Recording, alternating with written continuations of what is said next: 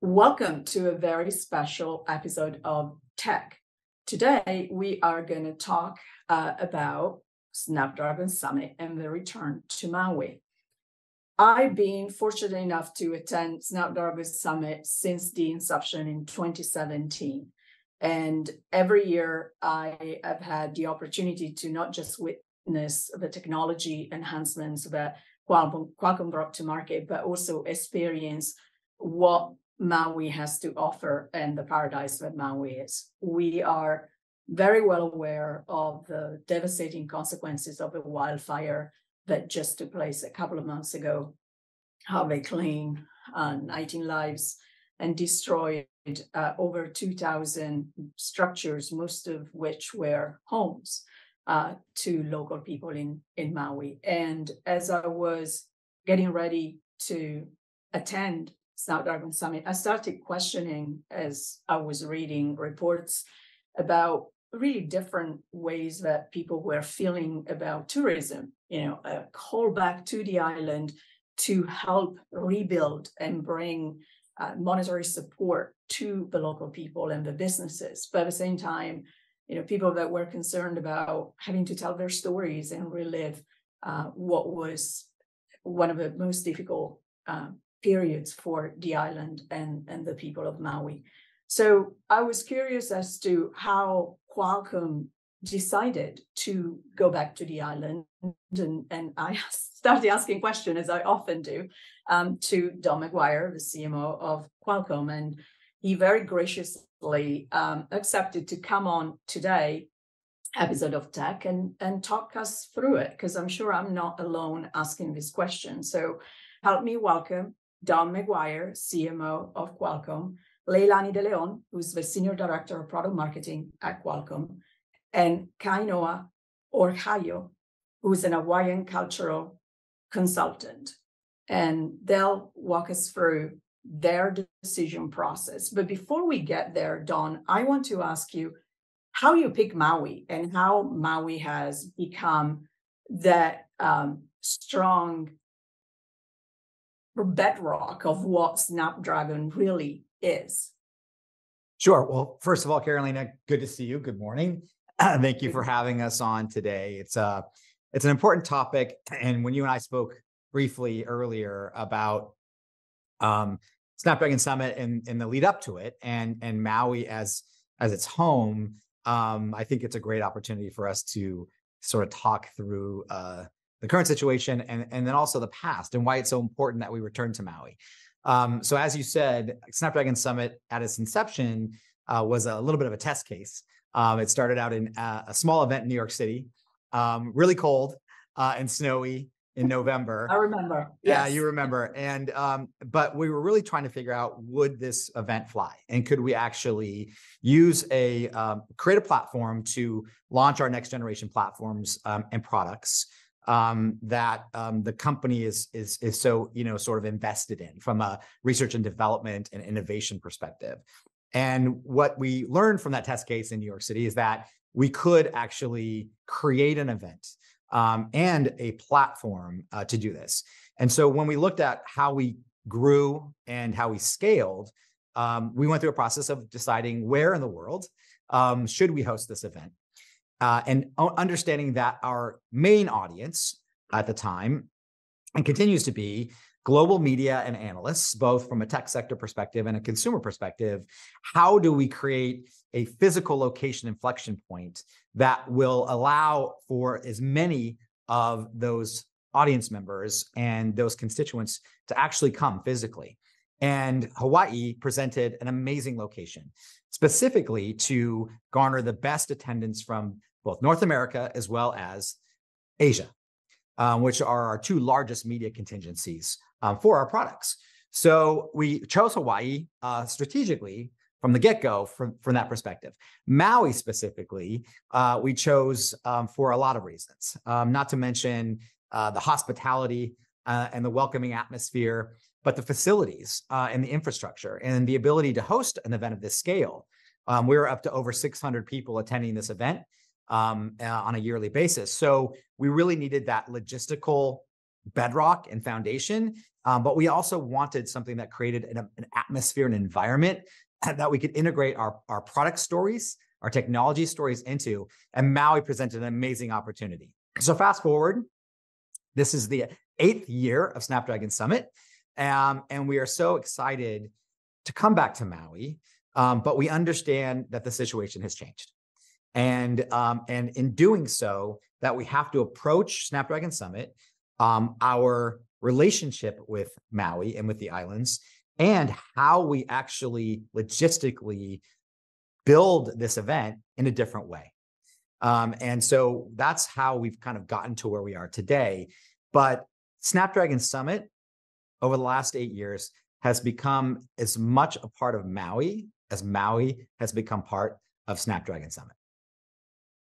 I have to say that from my personal experience, I always very much appreciated how you really went all the way into embracing the local culture and giving us, and all attendees the opportunity to not just savor the food and appreciate the culture with the luau and other activities, but also really do what you do best, which is basically bringing technology, and through technology allowing us to experience even more photography and the beautiful sceneries and dawns and sunsets and all of that. So I am thankful that that was always top of mind. But I think, you started talking about this, and I want you to get into as much detail as you feel comfortable telling us about, is this the right time to go back to Maui? It's a great question. And we really had to take a step back. Post the devastating fires that happened on the west side of the island, and ask ourselves that fundamental question, Carolina: is this the right time? As I said in my last comment, Maui has become as much a part of Snapdragon Summit as Snapdragon Summit is a part of Maui. And so could we really successfully host this amazing event in another location, or without the hospitality, the culture, the experience that Maui brings? And so we first decided to investigate, ask questions, assess the situation on the ground, not just look beyond the media reports, look beyond the news, but to really get some localized, on the ground help in assessing the situation so that we could make a decision that was educated, that was empathetic and sensitive to what was really going on with the people, the infrastructure, right? And logistically, could we pull this event off? And what we learned is that from everything from the governor of Hawaii's declarations and proclamations, to working with the mayor's office on Maui, to bringing in our Hawaiian culturalist, Kainoa, who we're going to speak to a little bit later, that not only was this the right time, but if we could do this well, and if we could do this with a new lens on this event, understanding the situation, that we could actually hold this successfully, shine a light on the resiliency and the power of culture, and the amazing people of Maui, and still announce and launch our technology innovation at the same time. And so that's the agenda, that's the effort, that's the objective that we've gone into this summit with. And I think we've put together an amazing agenda. We are working with over 40 local businesses on the island throughout and across the event. We did a lot of investigation on how we could lean in locally with regards to helping the people of Maui recover from the devastating fires. We are going to inject volunteerism into the event agenda this year, which we have not done in the past. And we are looking to partner locally. I think Leilani is going to talk about that in a second, with an organization that's very culturally relevant and very near and dear to the heart of the people of Maui. So I think you'll see when you enter and when you arrive on the island this year, beyond all Snapdragon goodness that we always bring to Summit, you're going to see a special attention paid to the current situation on the ground, the cultural relevancy of us hosting the event on island, but also how we integrate to and recognize the situation that we're going into. And so I'm very pleased with the work that the entire team has done to make this event that's just happening, in less than 2 weeks here, a really great event for both all of our attendees, as well as for the people of Maui. I very appreciate what you said. You talked about educated and informed decision, and you talked about empathy. And I think that oftentimes when something happens, the eagerness of wanting to do something to make a difference, is sometimes misguided because you're not so close to the people, to the needs. And so I want to bring in Kainoa into the discussion because I know he's been instrumental to guide you through that decision process. And the first thing I want to ask is really, how are things going? How are people feeling right now? And how is the recovery going? Well, aloha, Carolina and Don and Leilani. Nice to see you.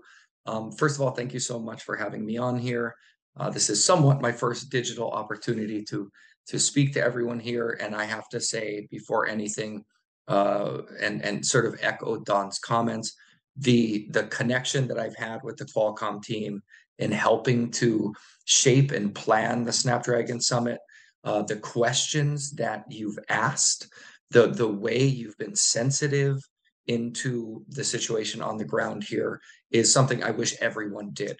We talk a lot in Hawaii and Maui about respectful tourism, regenerative tourism, having people that want to come and learn and understand and connect with Hawaiian culture. And I've never seen a better example of it than the interactions I've had so far with the Qualcomm team. The situation on the ground here is constantly changing day by day, but it gets better every day. Every day we see more people getting in houses that were displaced. We see more both governmental and non-governmental work, and from volunteer efforts to the community supporting itself to get people back to work, back in homes, the kids in the Maui youth going back to school. So every day gets a little bit better for us here on Lahaina, on the west side of the island, which is still undergoing a lot of work. And the rest of the island, Wailea, where the Snapdragon Summit will be, and the rest of Maui, knowing that Lahaina and the area affected was in fact a very small part geographically of the island, is recovering as well. And we talk about this a lot, and I believe you mentioned it, Don, in your first comments, that we've had one disaster for the island. The wildfires that ravaged Lahaina and destroyed some homes up country were devastating, and we lost family members, we lost homes and businesses. What we don't want is a second crisis. We don't want a second disaster. We all sort of came out of COVID, right? And so now coming back into it, it is so important to have groups and people like yourselves coming to visit our island. You mentioned our hospitality. Leilani and I know as Hawaiians, it is baked in us, that sense of ho'okipa, our word for hospitality.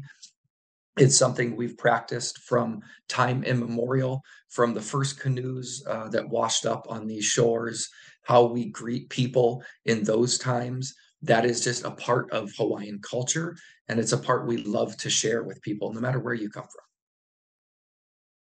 I very much appreciate that. And you give me a great segue to actually go and ask Leilani about her experience and her personal involvement, because I had the pleasure to see you on stage, Leilani, a few years ago at Snapdragon Summit. And obviously you are Hawaiian. And so you're bringing both of these aspects of, your decision process together. Can you share with us a little bit how you're planning on supporting? I know that you have picked you identified a specific area where you want to go and support. Can you talk us through it? Of course. Aloha kako. Greetings, everybody. First, I want to say back in 2017, when the decision was made to have Snapdragon Summit in Maui, I was overjoyed, right? Because it really was the ability to showcase the beauty and aloha of Maui and the Hawaiian Islands. And so let me give you a little context. I was born on the island of Oahu, which is a couple of neighbor islands away, but we moved to the mainland when I was very young. but I stayed very connected to Hawaii, and my connection to Hawaii runs deep. I still have family there. My son goes to college there. I still have a home there. But here on the mainland, even like there's a big and broad community of Polynesians and Hawaiians here. I was able to study hula for 4 decades, from the time I was in kindergarten all the way up until the time I was married. And in that, you learn the culture, you learn the history, you learn the language, and you perform the stories from ancient times through the mele or the songs of Hawaii. So always run deep, and you belong to a halau, which is like ohana, your family. Now, 15 years ago, I became an outrigger paddler, and actually co-founded a canoe club here in San Diego, which our mission is to perpetuate the traditions of Hawaiian outrigger canoe paddling. And the outrigger canoe paddling community really emanated from the voyagers and the voyaging canoes that landed in Hawaii from Polynesia that Kainoa had mentioned earlier. So when I had found out about, Huiova'a Kolua in Lahaina, and they lost everything in this fire, I was deeply saddened. One of the major things they lost was a voyaging canoe called Mo'olele, which was built decades ago by hand. And really it is, they use it as a floating classroom to teach the new generations of Hawaiians on how to voyage as they did back in the day through the stars, star navigation, no GPS. I know that's not great for Qualcomm, but no GPS or any other instruments. It's really by the stars and, by the tides and things like that, so that tradition continues on. These kids also learn, other Hawaiian values of commitment and responsibility and teamwork that comes with that. So it's such a huge and important program to keep those traditions going. And so that's why being an outrigger paddler, we're part of a bigger community. We call it the Va'aohana or Ohana Va'a, which is the family of the canoes. When Hokulea, which is another voyaging canoe, they go around, they come into the port of San Diego, all the canoe clubs in San Diego go out to greet her and bring her in. And we welcome her in. And we, as a community, are really part of that ohana. So it really, I'm overjoyed that Qualcomm is really supportive of ensuring that very, very important cultural program continues on. And I know that the people of Maui will make sure and ensure that it continues to thrive. And I'm just really happy that we're able to be a small part of that. Thank you. Thank you for also reminding us that is as devastating as the loss of life and structure, their history attached to a lot of that, right? And helping rebuild that and by doing so, helping healing is absolutely critical. And I want to close us off with going back to Don and asking you, at the end of Summit, aside from the technology and everything else that we're going to be hearing about, what do you want people to kind of leave the island with in a way? I think a renewed connection. If for those who have been attending Summit for quite some time, I think when they come every year, they leave their busy lives from wherever they are in the world, and they have a few days to really connect with the island. So I think number one is let's get all those folks reconnected with Maui, and in a new and different, probably deeper way than we probably have in the past, due to the situation, but also due to the special attention that we're paying. And I can't tell you the advantage that we have having Kainoa on the ground in Maui, advising us, counseling us, coaching us, and having Leilani here on my team advising us, coaching us, and counseling us has really been an amazing combination to help us, and Sherpa us through this process of building an event within special circumstances. So if they can reconnect with the island, they can learn a little bit more, maybe go a little deeper culturally, because we're going to be doing some special things, learn more about the canoe culture, since we're leaning in there. as well as we're going to be opening Snapdragon Summit with a spiritual ceremony this year. And so that's another chance for them to connect with the island.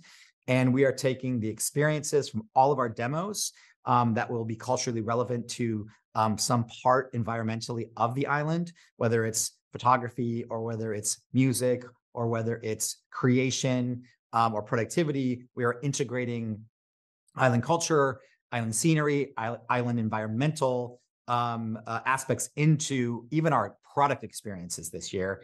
And again, connect with the local businesses, connect with the food, connect with the culture in general as they move through the 3 days of Summit. I think if that in combination with our business objectives, I think if we can strike that balance, I think it's a win-win for everybody. And specifically, we want this to be a win for Maui and the people of Maui, so that not only they continue to welcome us back with all of their hospitality, but also feel like someone has come to the island, not just to eat, drink, and be merry, and then leave, but who's left a footprint, a positive footprint on the sand of the beaches of Maui. And that's a positive thing for all of us. So I'm really excited. Like I said, less than two weeks away now, and the team has worked really, really hard, and the extended team, including Kainoa, on making this a really special event.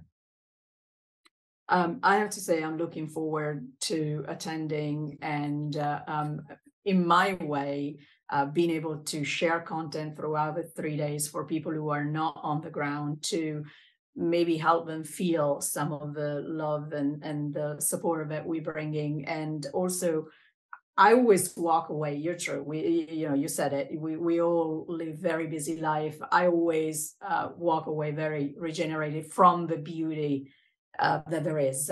Because of a jet lag, I always get up early and walk and see the sunrise, and it's an amazing feeling of peace and just refound beauty that you don't have often the opportunity to experience. And I'm getting emotional because it is very emotional. So I want to say mahalo to Don, Leilani, and Kainoa to really join this conversation and help us understanding the process. There's always more that goes on behind a marketing decision, as sometimes people look at it as very commercial, but there's not. There are people, their hearts and their commitments that are very personal. And I very much appreciate you taking the time to tell us the story behind your decision. So with that, I'm going to say aloha. Mahalo, Carolina, and aloha. Aloha.